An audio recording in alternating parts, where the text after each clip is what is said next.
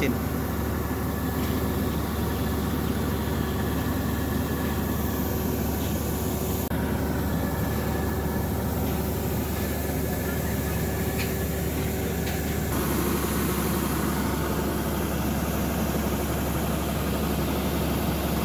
្ងៃនេះចាញ់ជូតត្រូតថ្ងៃដំបូងបងប្អូនថាជូតឲ្យប្រេងបងប្អូនថ្ងៃនេះគឺថាមានភ្លេងទេរៀងល្អឡើយស្រូវខ្ញុំគឺថាអត់សូវកើតទេបងប្អូនវាទុំអស់ហើយប៉ុន្តែវាអត់សូវកើតស្រូវគីនៅអេបខ្ញុំកើតឡើងបងប្អូន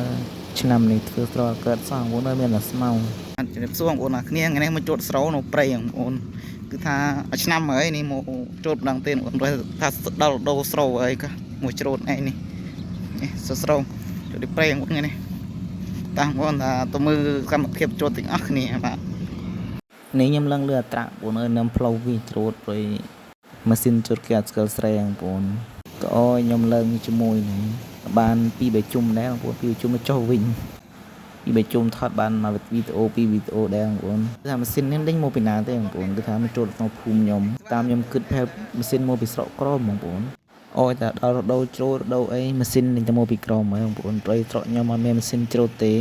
មានក៏1 2ក៏គេយកទៅបាត់តែមកម៉ាស៊ីនមកពីក្រមឯងនេះម៉ាស៊ីនមកពីក្រមក៏រៀងថ្លៃដែរបងប្អូនហេតា770000ភាសាស្រូវខ្ញុំអត់សូវកើតក៏លក់មិនបានថ្លៃម៉ាស៊ីនទេបងប្អូនម៉ាស៊ីនវារៀងថ្លៃដែរស្រូវខ្ញុំរៀងស្នំដែរបងប្អូនតែបានកើតដូចគីណូគិនទេនៅគិនកើតខ្លាំងជាងពីដំបូងខ្ញុំមិនបានថាច្រូតទេបងប្អូនអ្នកធ្វើស្រែអេបខ្ញុំណែគេជូតដល់ស្រែគេក៏គេចុចឲ្យខ្ញុំឲ្យទៅជូតផងបងប្អូនអើយនេះស្រូវនេះក៏ដើរបោចតាមគល់បងប្អូនព្រោះម៉ាស៊ីនវាជូតអត់ដល់ក៏ថ្ងៃនេះក៏ខ្ញុំបានយកកណ្ដៀវទៅផងក៏ច្រូតដោយដៃដើរបោចពីអ្នកក្មួយបងប្អូនកន្លែងគល់កន្លែងដើមឈើដែលគេម៉ាស៊ីនជូតគេទៅអត់ដល់បងប្អូន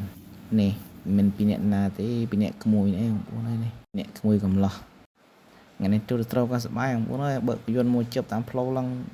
ពីអ្នកក្មួយលើវល់អស់លេងបងប្អូននេះក៏មួយបងប្អូនហើយម៉ាស៊ីនច្រូតនេះចាប់ដើមជូតជិតរួចហើយនេះនៅវិលគល់នេះឯងខ្លាច់គល់ថ្ងៃនេះគឺថាជូតទាំងយប់បន្តិចបងប្អូនហើយព្រោះថាជូតត្រូវគេនោះចាស់គេផ្លេចប្រាប់កន្លែងគល់ឲ្យបុកបាក់ថ្មិញទៀនច្រូតបាក់តាចាំគេបងប្អូនទៅជូតឲ្យខ្ញុំម៉ោង3ហើយបងប្អូនហើយនេះនឹងបងប្អូនកន្លែងគល់ដែលម៉ាស៊ីនជូតដល់យើងត្រូវបោចវាចាញ់មិនទៅស្នំបានទេបងប្អូនស្រូវនោះមើលនេះបងប្អូនមើលតាមការគួរទៅនេះមើលឃើញ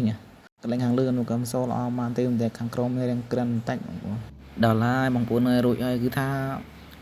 មហិតាចិត្តសប្បាយខ្ញុំបានមកយំម៉ាស៊ីនច្រូតបងប្អូនម៉ាស៊ីនច្រូតវាមកពេញម៉ាស៊ីនច្រូតបានតិចឡើងបងប្អូនហើយនេះគឺថាយកទៅលក់រួចថ្លៃម៉ាស៊ីនទៅនេះមហិតាជាងបងប្អូនអើយមហិតាជាង